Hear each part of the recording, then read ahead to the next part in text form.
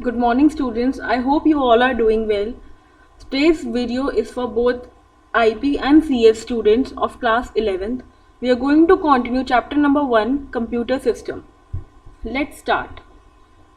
In previous class we have discussed about von Neumann architecture, in which we discussed input unit, output unit and CPU. In CPU we discussed ALU, CU and introduction of memory. Now today we are going to study types of memory. Now we all know we as a human being have various memories, maybe some happy memories, some sad memory, but how do we remember each and every day of our life which we have spent till date? No.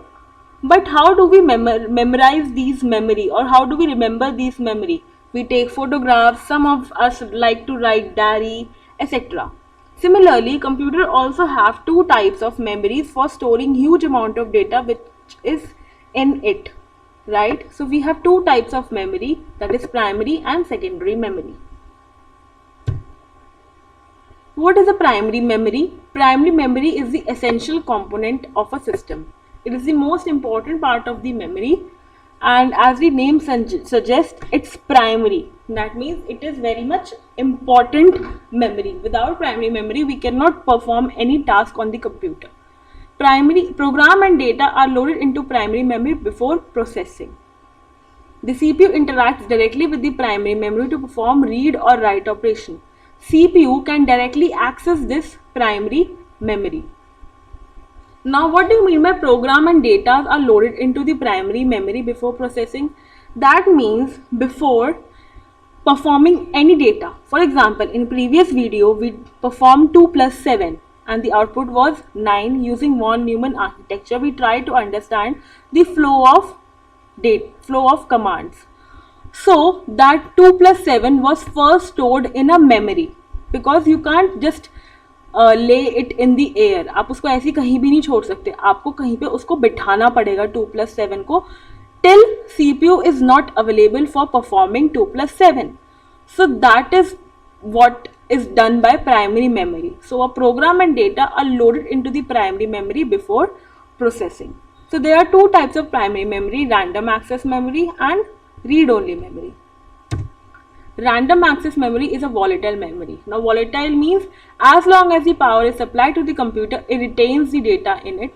But as soon as the power supply is turned off, all the contents of the RAM are wiped out. Volatile means till the time being you have your system on, the content or the information will be there in the RAM. But as soon as you shut down your system, all the data stored in RAM will be cleared. It is used to store data temporarily while the computer is working. Whenever the computer is started or a software application is launched, the required program and data are loaded into the RAM. Even if you open any software, for example, if you open your system, say you are working on MS Word and you're writing an essay. So if you don't save the system and there is a power cut, if you don't save the file and there is a power cut, and if you reopen your system, your essay is lost. Why? Because it was in the RAM memory, and RAM is a volatile memory. So if you save that data, it will be stored in the secondary memory. Secondary memory we are going to discuss next. So if that's why it is suggested by your teachers, whenever you are working on computer, keep on saving your work, because you are working on RAM. And as discussed, RAM is a volatile memory. If system get turned off by mistake, then that data will be lost and all your work will be in vain. So or if you open any software application, right? If I open my Almira and I take out my clothes, right? So I just can't immediately put my clothes on myself. I need to keep it somewhere, right? I need to keep it on the bed or on the sofa. Similarly, when you open a software application, you need to provide a space to it. आपको उसको एक जगह देनी पड़ेगी जहाँ पे वो रखा जा सके, रह सके और आप उसको यूज कर सको. So software applications are also loaded into the RAM for processing. RAM is usually referred to as main memory. You can also call RAM as the main memory, and it is faster than the secondary memory. Then come ROM. ROM is a read-only memory and it is a non-volatile memory. That means when you off the system, then the contents are not lost. It is used as small but faster permanent storage for contents which are rarely changed. This content is not changed. Basically, ROM is programmed or set up by the manufacturer, and as user, we do not have any use of ROM as such. For example, startup program, that is bootloader program, that is being stored in ROM and it is performed in the start of the program and it is all being programmed by the manufacturer, and you as a user need not to set up ROM as such. Then we have various types of ROM. First is masked ROM. That is, ROMs were hardwired devices. Very first ROM initially were hardwired devices that contained a pre-programmed set of data or instruction. These kinds of ROMs are known as masked ROM, which are inexpensive. Means the data which is inside the ROM cannot be changed, right? आपने एक बार उसको लिख दिया, it will not be changed. These are masked ROMs. Next come PROM, that is programmable read-only memory. What is this memory? You buy this PROM, then you program whatever you want to write or give instructions into this ROM, right? But you cannot change it, right?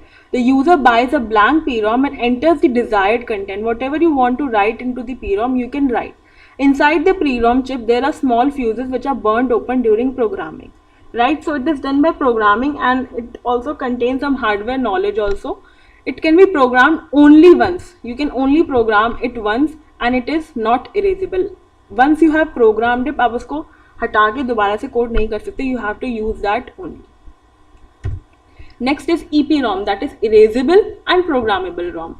It is same as PROM, but the main feature is you can erase the data. And how you can erase? By exposing it to the ultraviolet light. Ultraviolet light is used for erasing the data which you have programmed previously, and it takes up to 40 minutes to delete a small amount of data. Next is EEPROM, that means electrically erasable and programmable read-only memory. Now what does it does? It is same as EPROM, just the difference is that EPROM uses ultraviolet light for erasing the data. EEPROM uses electricity or electric currents to erase the data. It can be erased and reprogrammed about 10,000 times. You can reprogram EEPROM up to 10,000 times. Both erasing and programming takes about 4 to 10 milliseconds. It is a very advanced ROM, and obviously therefore it is more expensive and selectively erased. EPROMs can be erased 1 byte at a time, therefore it is very slow. Next come cache memory. Now what is cache memory? RAM is faster than secondary storage, we know, but not as fast as computer processor. Computer processor or CPU is very fast. So what is a cache memory? Cache memory, it stores the copies of the data from frequently accessed primary location, thus reducing the average time required to access data from primary memory. Now what does cache memory does? It stores the copy of the data, right? RAM is fast as like we said, RAM is fast in secondary storage, but not as fast as computer processor. So sometimes computer processor feels that RAM is being very slow and my task is being delayed. So what does it do? There is a cache memory, right?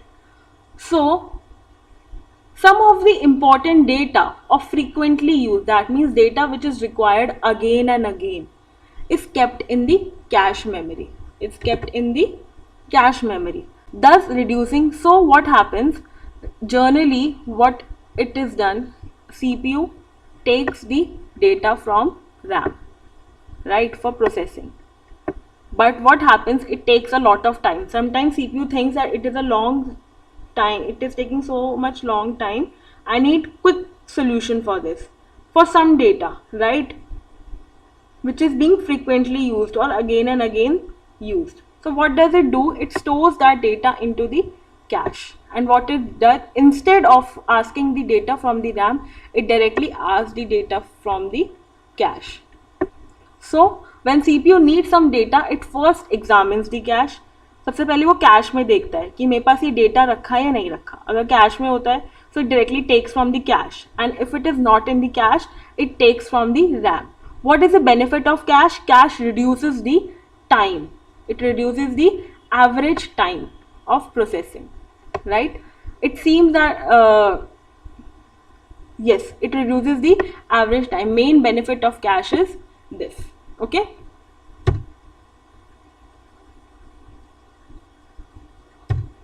Next comes the secondary memory. Now what is secondary memory? Primary memory has limited storage and is either volatile or read only, right? It can volatile, we have understood that the data is deleted, or it is only read only, we cannot change it. So we need a secondary memory that is non-volatile, as well as we can do some changes in it. So computer system needs auxiliary or secondary memory to permanently store the data or instruction for future use. The secondary memory is non-volatile. That means data is not lost when the system is shut down, and has large storage capacity. Also, primary memory has a very small capacity.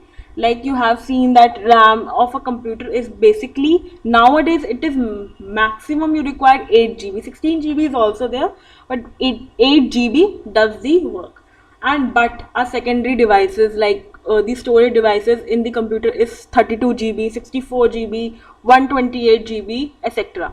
So RAM is always less than the secondary storage device. It is slower and cheaper than the main memory, but it cannot be accessed directly by the CPU. The main disadvantage is it cannot be directly accessed. CPU cannot directly talk with secondary memory like it can take data directly from the RAM.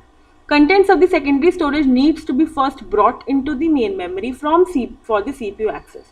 For example, if I have some data stored, for example, if I have downloaded some movie, right, and I want to watch that movie, I have downloaded that movie and have stored in my local disk D.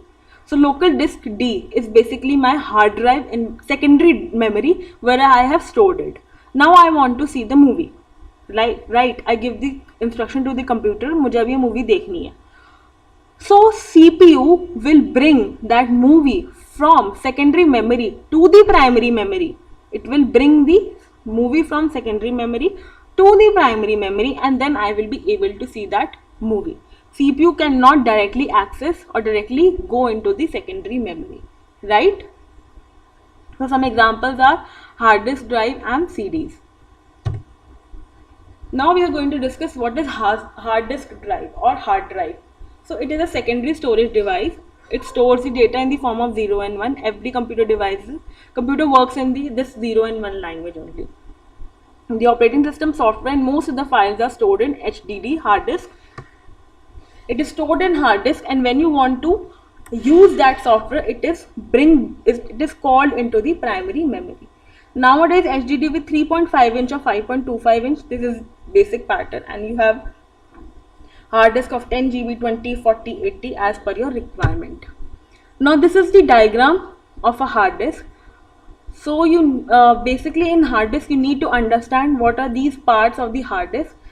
Just need to understand the definition as it is mentioned in your syllabus. So it consists of these parts, and this is the diagram. It is a disk. It is in the disk pattern. It has a head arm. It has a head actuator. Head actuator basically moves the head arm. Now let us understand how hard disk works. So first is the disk platter. Disk platter is made up of magnetic material. It is magnetic material. The data stored in the platter. So the main data is stored in this disk platter, and this head arm is used to select the data. For example, my movie, say XYZ movie, is stored in this part of the disk. So how I will access this movie which is stored in this part of the disk?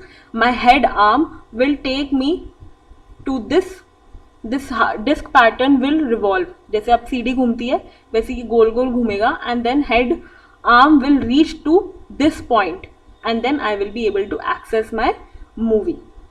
This is how a hard disk moves. So on this disk pattern, on different parts my data is stored, and I can access that data using this head arm, and this head arm is controlled by head actuator, right?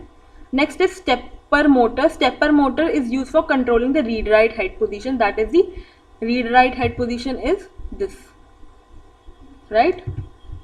Then we have spindle motor. Spindle motor, it controls the platter. Platter is the disc which you have seen, that is the round part of the hard disk. In this, motor rotates at the speed of 3600 to 10,000 rotations per minute. All the platter moves in the same direction. It is always in the one direction, either clockwise or anti-clockwise. It does not move in both the directions. Okay. Next we have read and write head. Now basically how the data is stored, you need to understand this diagram basically. So the hard disk is divided into various sections. As you can see this pink circle, these are called as tracks, right? So there are various tracks on the hard disk in this concentric circle. These are concentric circles, means circle into circle. Then we have sector. You can consider it as a pizza, and a slice of pizza is called a sector, this purple part. Then we have a cylinder, that is C part. That means उस track का, उस sector का वो वाला part, C part, it is called as cylinder. Then we have storage capacity. That means how much the data can be stored in the hard disk.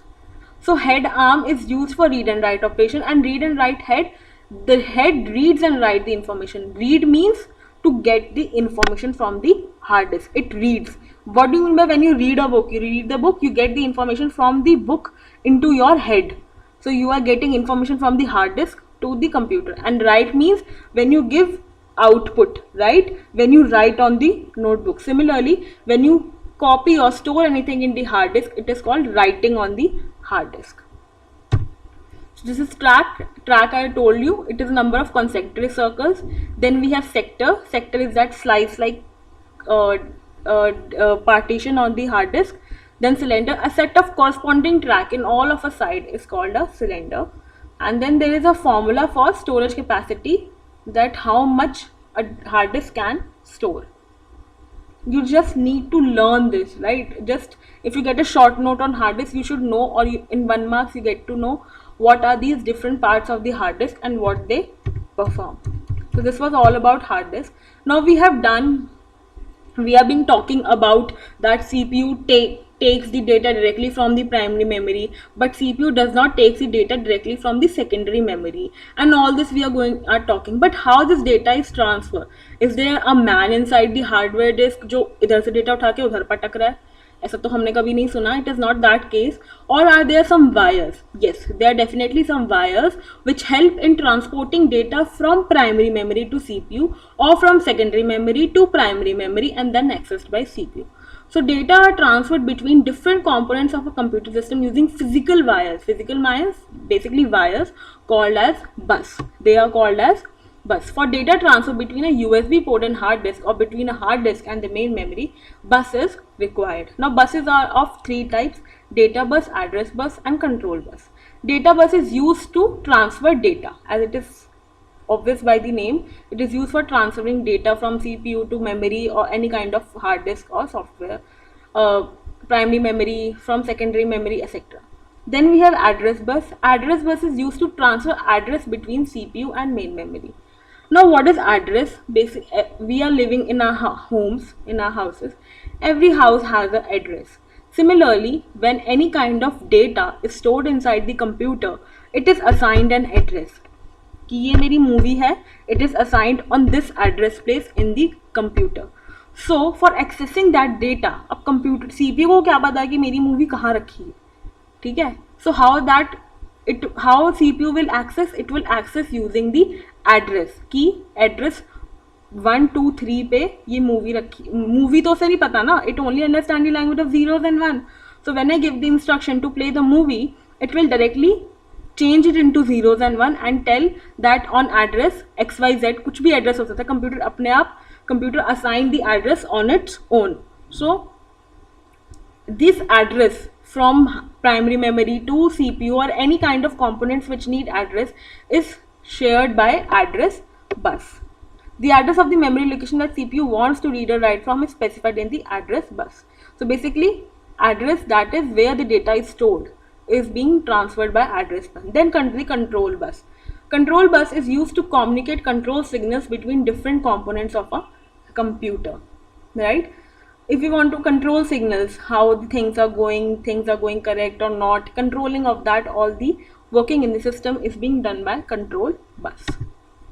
Now this is a diagram. As CPU interacts directly with main memory, any data entered from input device or the data to be accessed from hard disk needs to be placed in the main memory for further processing. We know every data needs data को पहले primary memory में आना पड़ेगा, then only it will be accessed, right? We have studied this and I repeated this like a lot of times, so I hope this is clear by now.